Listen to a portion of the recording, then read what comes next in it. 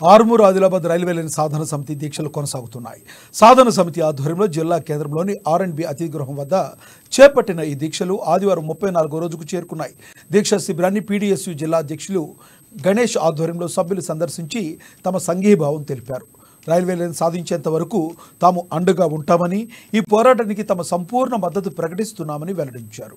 ఈ సందర్భంగా railway line సాధన సమితి జిల్లా కన్వీనర్ నారాయణ యాదవ్ మాట్లాడుతూ ఆర్మూర్ ఆదిలాబాద్ రైల్వే లైన్ను రాకుండా అడ్డుకునే కుట్ర జరుగుతుందన్నారు. ఈ చేదు నిజాలను ఆదిలాబాద్ ప్రజానీకం గుర్తించాల్సిన అవసరం ఉందని తెలిపారు. ఇప్పుడున్న బీజేపీ రాష్ట్ర అధ్యక్షులు కిషన్ రెడ్డితో సహా ఇతర రాజకీయ ప్రముఖులు ఇందులో భాగస్వాములై రైల్వే లైన్ రాకుండా అడ్డుపడుతున్నారని ఆరోపించారు.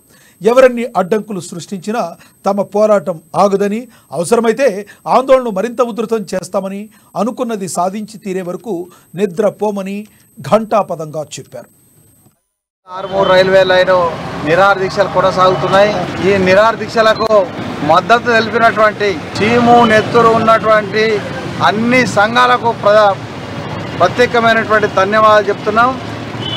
ఇంకా చాలామంది మేల్కోవాల్సినటువంటి అవసరం ఉంది. ఆదిలాబాద్ ఆర్మూర్ రైల్వే లైన్ సాధన విషయంలో చేదు నిజాలను గుర్తించాల్సినటువంటి అవసరం ప్రజలకు ఉన్నది.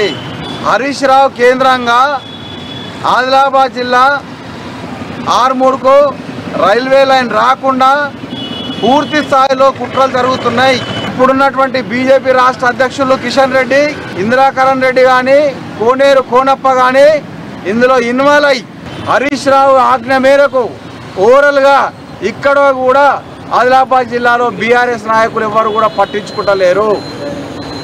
బోత్ కాన్స్టిట్యున్సీ నుంచి గెలిచినటువంటి ఎమ్మెల్యే మరి ఇక్కడ ఉన్నటువంటి జిల్లా నాయకులు ఓడిపోయినా ఒక పరపతి కలిగినటువంటి నాయకులు ఉన్నారు.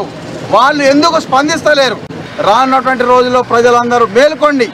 మేల్కోకపోతే మనకు బతుకులు లేవు. ఎట్టి